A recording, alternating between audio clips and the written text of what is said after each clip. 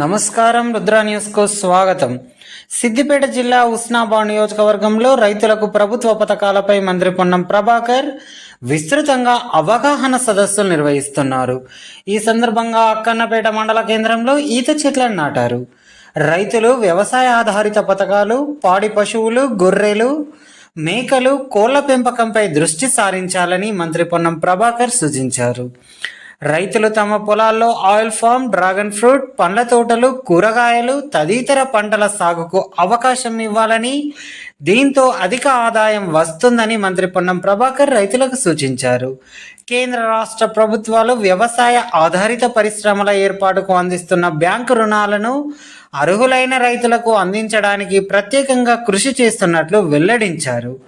అర్హులైన రైతులకు బ్యాంకు రుణాలను ఇప్పించే బాధ్యత స్వయంగా తానే తీసుకుంటున్నానని తెలిపారు. పశువుల పెంపకం, కోళ్ల పెంపకం, చేపల పెంపకం, ఆయిల్ ఫామ్, మొక్కల పెంపకంపై రైతులు ప్రత్యేక శ్రద్ధ వహించాలని అన్నారు.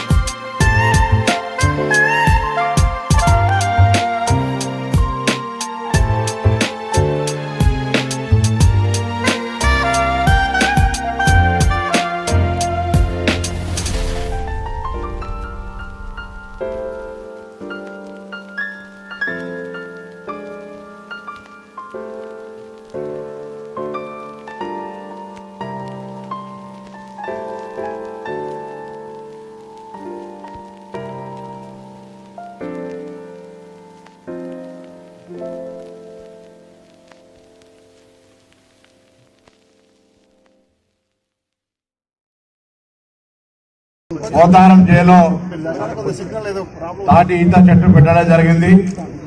ఇది కాక వ్యవసాయ పట్టాదారులు కూడా వ్యవసాయ భూములలో అనేక పండ్ల తోటలు పెంచుకునే విధంగా, లేదా ఆయిల్ ఫామ్ పెంచుకునే విధంగా, లేదా మునగ చెట్లు కావచ్చు, ఇతర పండ్ల పంటలు పెంచుకునే విధంగా అన్ని రకాలుగా వ్యవసాయ శాఖ నుంచి సహకారం దొరుకుతూ ఉంది. ఈటీఎస్ ఉపాధి హామీ కింద కూడా మీకు సహకారం దొరుకుతూ ఉంది. కాబట్టి దయచేసి రైతులందరూ ఎక్కడ కూడా ఒక్క గుంట భూమి కూడా బీడు భూమి లేకుండా ఉండే విధంగా మీకు తోచినటువంటి పంటను పెట్టాలని సందర్భంగా కోరుతా ఉన్నాం.